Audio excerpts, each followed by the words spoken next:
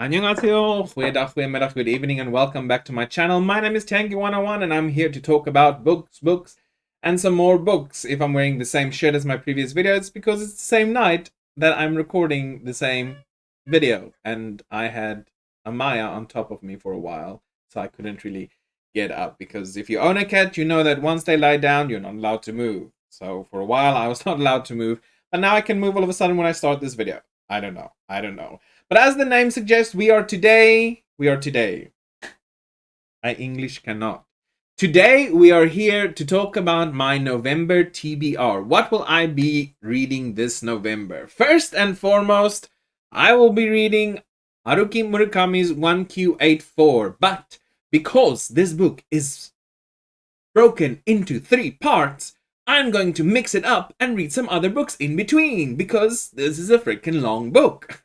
So, my real TBR for this month is actually all based on Korea and Korean novels. I have read a few. Thank you, Maya.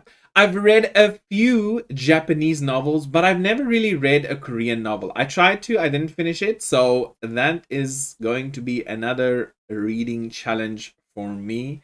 But unfortunately, one of the books I don't have with me is Love in the Big City, which is a gay novel about love in the big city. This big city, of course, being Seoul. I've heard great things about this book, and I'm really excited to do my November TBR with a little girl inside of it because why not? It's fun. And I can do whatever I want. This isn't going to be a long TBR, it's actually a very short TBR because I'm still not sure exactly how fast I read when I really put my mind to it. I've mostly been a mood reader, but for now I actually want to try and push myself to do a little bit of more reading. The next book that I have on my TBR is Minjin Lee's Pachinko, which apparently is going to make me weep and sob like a little baby, and I am here for it. This is all about how many generations? 4 generations of a poor, proud immigrant family fight to control their destinies, exiled from a homeland they never knew. This is, of course, a very famous Korean book, and of course, I have to jump on that train and see why people are loving this book so much. This starts in the early 1900s as a girl falls in love, gets pregnant, find out the man that she's pregnant with child is actually married, and she decides to marry another man who was traveling by, and then she moves to Japan, and then things happen in Japan, in Japanese universities, and just apparently shit is gonna go down in this book, and I'm gonna cry, and I'm here for it, and I say yes please, I want it in my life, and I want it now.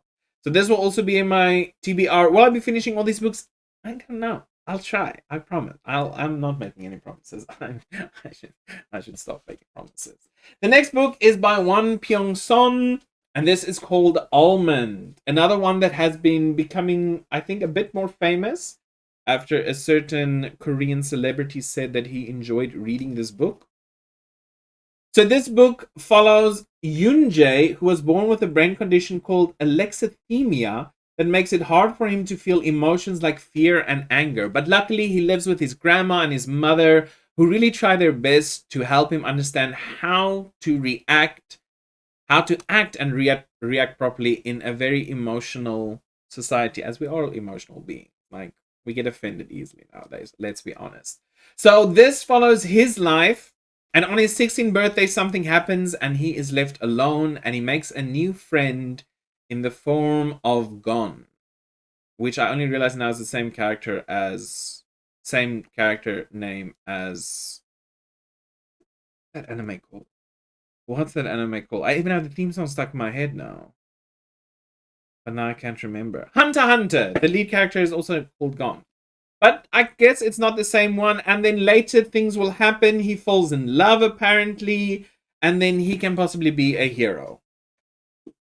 This book. We're going to read about a hero. Possible hero. Maybe he fails at the end. I don't know. I haven't read the book. But I really am curious about the book. As it just sounds very interesting. And I like reading about different, like, conditions, brain conditions. I mean, if you want to read a good book about brain conditions, read Oliver Sacks's The Man Who Mistook His Wife for a Hat. deals with all kinds of brain conditions and the weird shit that the brain does. So I'm very excited to actually jump into this book for other reasons than just the brain condition. And then the last book that I will be reading is 7 Years of Darkness by Yu Jong Jong. Yu Jong Jong. Let me just get that right. So this is a murder mystery that takes place in a remote South Korean village and is connected to 3 men. But then one of the men is convicted of a murder, and then his son, 7 Years of Darkness, his son, the book is all about his son as he receives a package, or he receives a letter telling him that he will reveal all the secrets, but then twists and turns and shit goes down and stuff happens.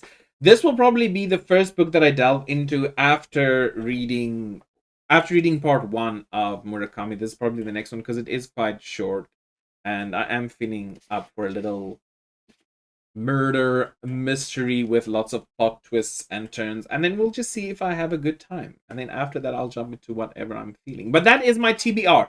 It's not a long TBR, it's not an amazing TBR, or maybe it is an amazing TBR, I don't know. Leave your comments down below, tell me what you think of this TBR. Is it something you're interested in? Is it something you read? Do you have any other Korean books that you might recommend? I'm really curious to see what other books Korea has to offer. I need to do a little bit more research into that. But that's it for my November TBR. I hope you found it interesting. Don't let fear interfere with your happiness. You deserve all the happiness in the world. Groete, liefde, vrede, vreugde, geluk, blijdschap, liefde. Al my dingies vir julle. Until next time. Bye bye.